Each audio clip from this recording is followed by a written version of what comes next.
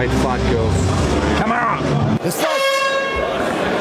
Buckle up. EFC 102 main card is on. Round one brought to you by Dragon Energy. Van Beek in the purple, Juliet Uka in the black, and we are on and popping, and they are throwing. Good disengage from Juliet, though. Wants to keep the distance, but it's Crystal pushing forward. She's taking a couple of shots. That nice jab stepping out from Uka. Again, good timing from Juliet, though. Again, gets the left. There's Crystal, and Crystal down. She's got hurt. Oh, that was a stinging She's shot. backing up. Juliet's looking for the finish. Not a whole lot of looping shots. They are right down the middle, and she is connecting. Oh, big right. Feeling it right now. The damage is being done. But Crystal Van Beek's just biting on her mouth guard and coming forward, but she's eating a lot of shots from Juliet. As tough as Van Beek is, you can see the damage already. You can see the DNA coming out. You see the blood. Yuka is making her pay in a big way. Van Beek better find a different way to go about things. She's going to have to try to shoot for a double. She's going to have to try to grapple, because this right here is just asking to get TKO. She's really time to tee off here, and Crystal's going to have to figure this out quickly, because she's taking quite a lot of punishment. Because Yuka continues to answer with big shots, and she's not expending a whole lot of energy either. Simon, she's just hanging in there. She's counterpunching, and she's doing a great job. Yeah, nice power from the inside. Just left cross from Uka, and Crystal gets out of the way nice. He tries to close the pocket. Bit of a stumble. She takes some shots. As she gets back up to feet, she's looking to sprawl now. But it's Uka got the top control. Happy for Crystal Van Beek to get back up. But she's got to be doing a little bit more as they both engage. Another great right from Uka. She's starting to put the combinations together, and Van Beek's backpedaling a little bit. Great right uppercut mixed cross from Uka. It really scored underneath the left chin. That was a great finish from Juliet Uka, and a great show of sportsmanship from both. I think with Juliet, I mean, she's certainly got her eyes on being the first Nigerian champion of the EFC. Certainly one of the first female champions in women's mixed martial arts from Nigeria. And look at that right cross, was actually fantastic. Some really nice repeated jabs, mixed up, just causing so much problems for Van Beek as she entered the pocket every time. Just confident in her counter striking. She repeated that jab several times. The last one of it found its home, and that was a good strategy for Uka. That jab was just pumping out for those 3 rounds and was really scoring. You could see on the face of her coach, Shadad Mosa, how happy he was with that performance. Ladies and gentlemen, after 3 rounds, we go to the judges' scorecard for a decision. The judges score this contest 30-26, 30-26, and 30-27, declaring your winner by unanimous decision. In the red corner, fighting out of Nigeria, Juliet, the Golden Bulls, Uka! And those were pictures from Juliet Uka victory over her South African counterparts. She won 30-26, 30-26, and 30-27. That just goes to tell you how she has been flying the colors of the Nigerian scene. And I think it's something that has given us the light and most, and something to talk about throughout the week as it concerns the world of sport. In the UFC, she's dominating the scenes at this point in time. She has played 4 professional games without a loss. Good morning and welcome to Saturday Sports on Western Spring Television. My name is Testimony. Again, what we do on the show is that we'll give you reviews and previews of Europe's top 5 league, the Nigerian Premier Football League. Then we travel to all the sports where we talk tennis, Formula 1 and basketball. And today I will not be doing the show alone. I have a guest in the studio, Jeffrey Yeri, who joins us today, and together we'll be doing the show and talking about other sports and giving you analysis, court-wire analysis, in-depth analysis as to what we expect in the coming weeks.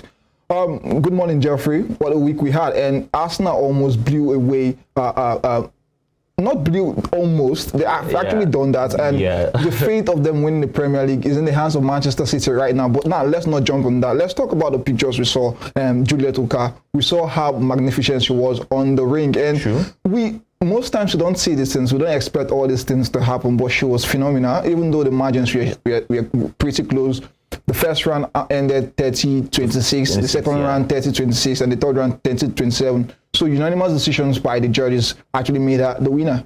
Yeah, that match was something else. Like I can see the Nigerian fighter, Juliet Uka, she was really giving it her all, and with the zeal and the push like that, I don't think she's even going to even fail or anything like that.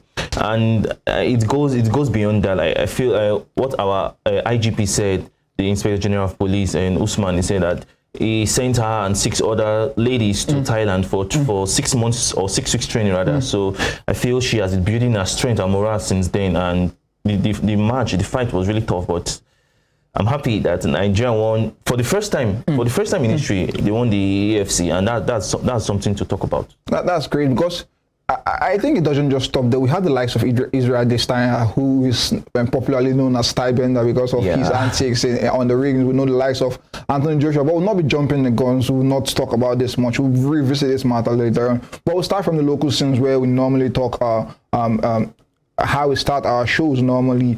But then we'll start from the FIFA Under-20 World Cup, when NFF extends invitation to 12 foreign players for the upcoming AFCON, the upcoming 2022 and 23 World Cup, I beg your pardon. They said not fewer than 12 foreign-based players have received invitation to join the Flying Eagles camp ahead of the 2023 Under-20 World Cup in Argentina. The Flying Eagles coach Landon Boso released the list of 39 players invited for the FIFA age grade competition, which consists of many players that participated at the just concluded CAF Under-20 African Nations Cup in Egypt, where Nigeria finished third after losing to Guinea. And in order to further strengthen the team ahead of the competition, the Nigerian Football Federation has dispatched letters of invitation to 12 foreign-based players to join them in Abuja.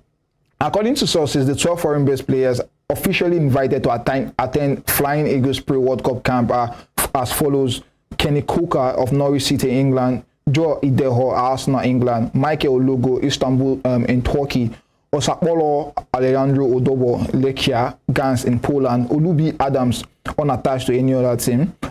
We have Oshaba Ono, NK Hacks in Croatia. We have Ebe Oguchi, who was in the Under-20 setup, Trelleborg in Sweden; Abdullahi Ibrahim Borene, FC Banik Austria in Czech Republic. Then we have Ume Emmanuel, who plays in Botev Plodiv in Bulgaria. Then Tochukwu Nadi, who plays in Botev Plodiv 2 in Bulgaria. Ebenezer Akinsamiro, who was recently transferred from Remo Stars to Inter Milan. He was invited to, and I think it's a good one for us as Nigeria. He plays for the Inter Milan side, while Victor Ele to AC Milan completes the list. So these players will be closely monitored by the Flying Eagles coach in the coming days. So the NFF has given an ultimatum of May 1st of all foreign-based players invited to join the training camp in Abuja, which opens on Friday on the 28th, which was yesterday. And if you look at the setup of the Nigerian Flying Eagles, we saw their success in the Under-20 AFCON, where in the first game they lost to Senegal by 1-0, and they went on to win all the games, eventually going into the semi-finals, which they actually lost to the Gambia by 4-0, which for me, I think was pretty much embarrassing, because everybody was actually vouching for them, hoping that they actually go all the way to win the 2023 AFCON. But Senegal, because of how the kind of practice and the plan they've put in place, they actually copped that one. But then if you look at the Nigerian side, do you think it's much of a gain? Because if you look at the people they are inviting to the side, they're inviting foreign-based players. Doesn't mean we don't have enough faith in our own setup. Because if you look at the Under-17 side, the Under-17 side are predominantly from academies in the Nigerian setup, in Nigerian teams. Do you think we don't have so much faith in players in this side, and we want to hope for people who are outside because of the technical ability they have been exposed to?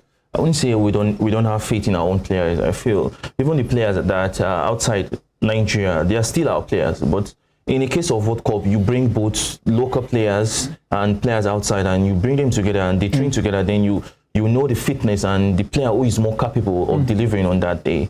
And I feel the reason why they even call most players back is because the group stage we are in, we are facing Brazil and Italy, and it's not the Dominican Republic, which was like that one's like a walkover. But you don't have to say, because the Dominican Republic coach has come out to say that they are not letting Nigerians, because they've seen themselves as people who can actually play like with Nigeria. They've seen themselves as par, barring Brazil, barring Italy, because we know these people are world powers when it comes to football. They have a good age grade system that actually inducts or bring people from the lowest rank to the highest rank they want them to play. So do you think it's a walkover what Nigeria have to do? Because if you're just taking out Dominican Republic from the picture, that means you're disrespecting them. That's what you're doing, because football is a fair game. You don't expect to go into every game winning.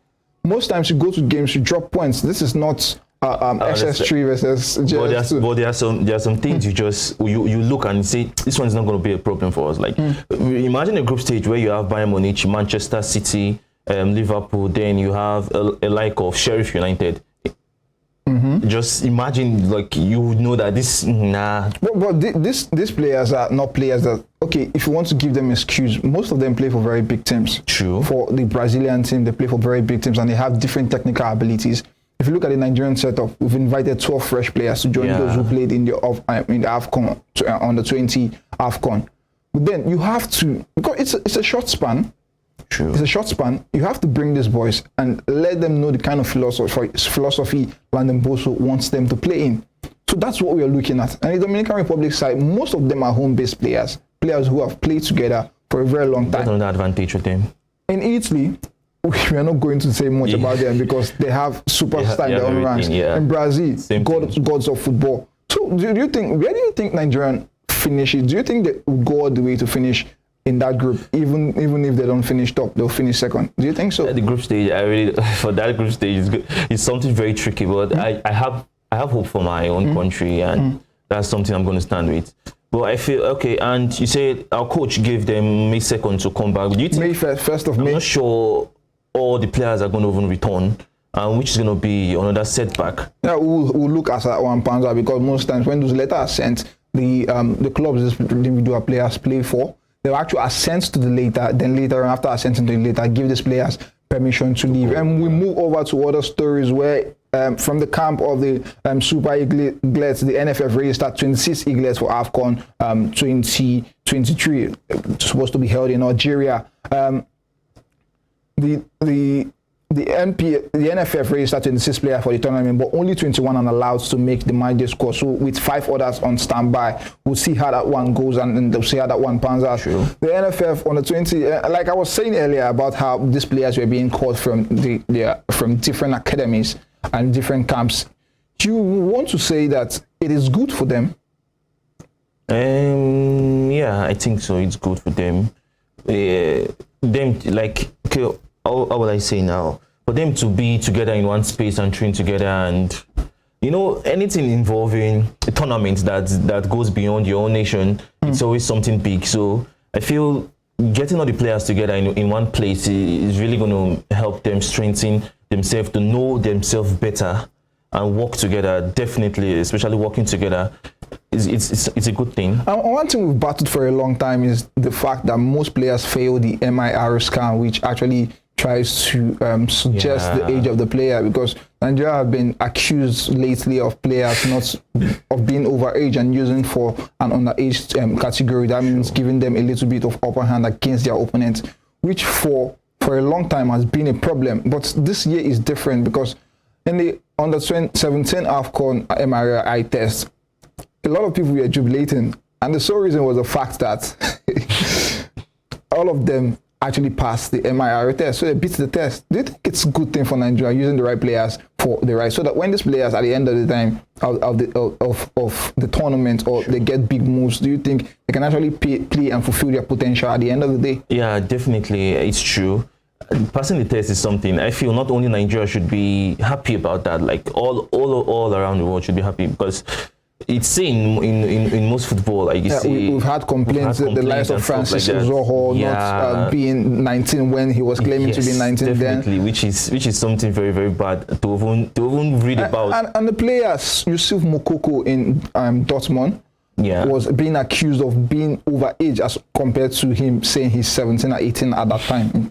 So I think this age 14 has been in existence for a very long time, and that's why they have to bring in the MIR test to actually ensure that if you're going to be getting the silverware from this competition, you must as well be at the right age to be able to get that without any dubious means. And I think it's a good one. So the tournament starts today. Good luck for Nigeria. Do you see Nigeria going all the way? Because they are 2-time champion already, and they start this one in Algeria, and they have the right players from very different academy around the nation, from very good academy. I see Nigeria. I see them going far. I don't know for them winning it, but I have faith in them. I see them going far, since they like coming together. They like putting things, they like doing things ahead of time. So I feel they are ready. They're more They have dominated the local sense as it concerns on the 17 AFCON. So now we'll move on to the Nigerian Premier Football League, where big news is coming from the sector, where they say private sector confidence to invest in the Nigerian Premier Football League is building as the interim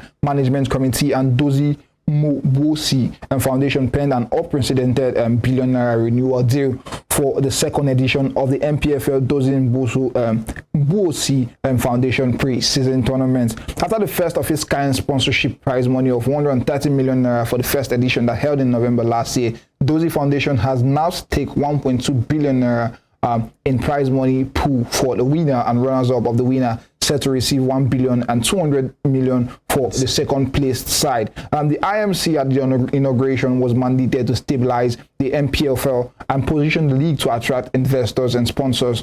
GTI, a finance group investment company, was the first to embrace the reform the league when through the Nigerian Football Fund.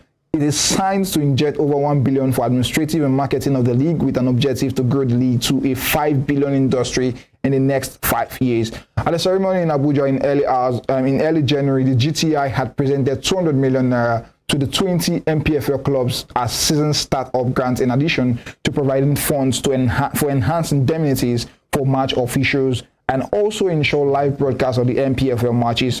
Honorable Benga Elegbeye, a chairman of the IMC, described the development as the private sector's vote of confidence in the ongoing reforms of the Nigerian Premier Football League. In his words, and I quote, he said, "I am encouraged that our work to reposition the league is being well received by corporate Nigeria, and I see that those in both pre-season tournaments as a fantastic opportunity to signal to others that we now have a league that can partner with to showcase their product and services while providing young football talents in the country the enablement to live for their dreams." Concurring, Mr. Dozie said, who sits at top of the billion tech company, and says, "We decided to expand the scope of the tournament from 4 to 12 in response to growing demand from fans and stakeholders for more high-level football action." Mbosi explained and added that arising from the satisfaction we derive from the inaugural edition, he said, "We are pleased to inject more funds to the tournament and enable to invest more resources in players, facilities, and infrastructure in order to attract top talents to the leagues and raise overall standards of the Nigerian Football League."